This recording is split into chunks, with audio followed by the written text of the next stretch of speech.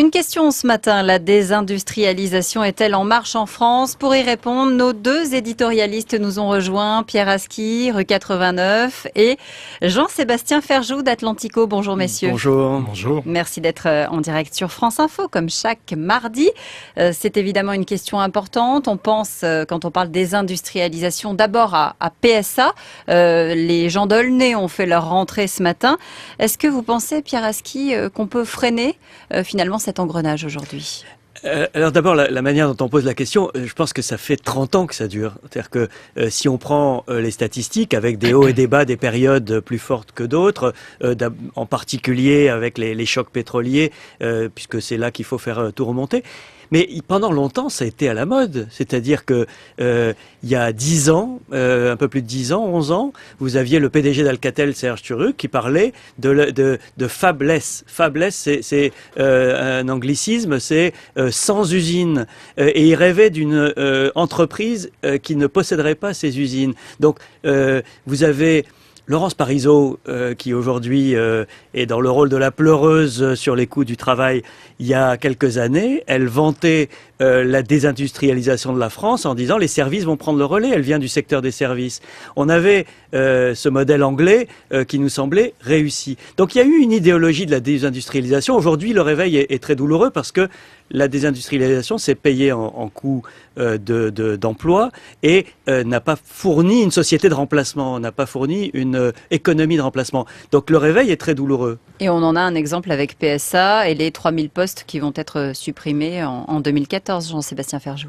Oui, mais c'est un très bon exemple, justement, Peugeot, de ce qui s'est passé depuis 30 ans. Et c'est aussi un très bon exemple de la manière dont le gouvernement actuel fait face ou ne fait pas face à la désindustrialisation.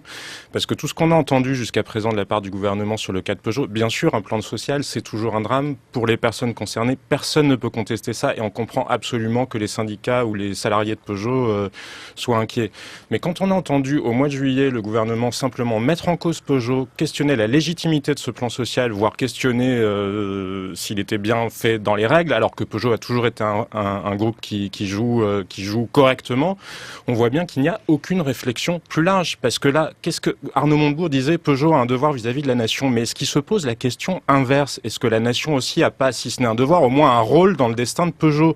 On voit bien que la fiscalité, on voit bien vous traiter Laurence Parisot de pleureuse, mais enfin, le coût du travail, c'est une réalité. Le coût du travail, c'est plus 56% en France sur les 10 dernières années, quand l'Allemagne, c'était plus 15%. Oui, enfin... Donc on ne peut pas faire abstraction du contexte. Et là, on ne se pose aucune question. On ne se pose pas de questions sur les politiques qu'on a engagées vis-à-vis de la voiture. Comment, dans le même temps, vouloir encourager les gens à ne plus circuler en voiture? On le voit bien dans Paris. Regardez là avec les feux qu'il y a sur les quais. Ça peut être des problématiques légitimes, mais on ne se pose aucune question.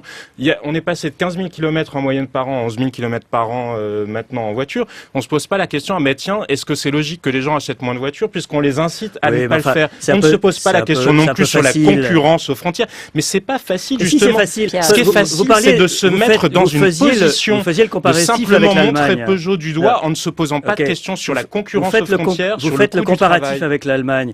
Ce ne sont pas les coûts de production qui expliquent le succès des voitures allemandes. C'est la qualité. Les Allemands sont les plus gros utilisateurs de vélos. J'ai traversé l'Allemagne cet été. Vous allez dans les villes, les gens ils sont tous à vélo. Ils vont pas travailler en Mercedes. Et pourtant ils vendent quand même des Mercedes et des Volkswagen qui se portent extrêmement bien. Donc je pense que c'est extrêmement réducteur de ramener ça à ce qui serait une spécificité française que serait le coût du travail. Moi, je pense que